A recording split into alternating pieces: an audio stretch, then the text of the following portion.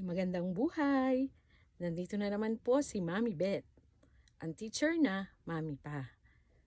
So, may nag-chat lang po sa akin at nagsabi na gawan ko po ng reaction video yung issue regarding ron sa magulang na nagdala ng pagkain sa school ng anak niya at nakita niya yung teacher during break time na natutulog.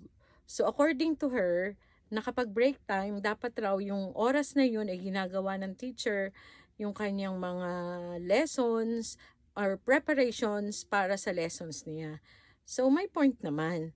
Pero ang point ko is, so marami muna tayong ipo-point. Number 1, unang-una, ang magulang at si teacher ay laging magkatuwang, especially para sa welfare ng kanilang anak. So sabi nga, ang mga teachers ang pangalawang magulang. So since ang magulang at ang teacher ay dapat magkatulong, so kung may concern ka sa teacher, kay teacher ka lalapit. Kay teacher ka dapat sabihin kung may problema para mas maliwanagan ka. Sana hinintay mong magising si teacher at tinanong mo siya. At sana nakuha mo rin yung side niya. Minsan kasi hindi natin alam yung mga nangyayari kay teacher. Minsan baka masama ang pakiramdam.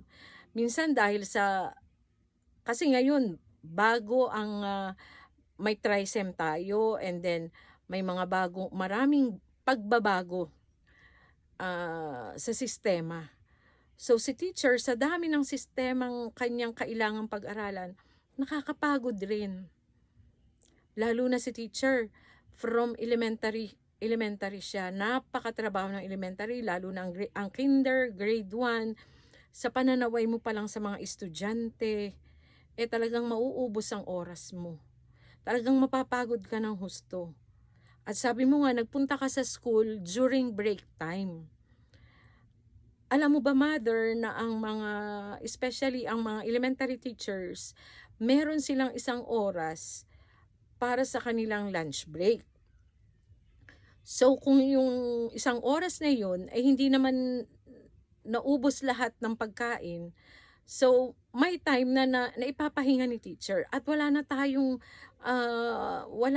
dapat pang ireklamo ron dahil karapatan ni teacher yun. Binigay yun sa kanya ng DepEd na gamitin ng isang oras, bahala siya, basta hindi siya lalabas sa loob ng paaralan.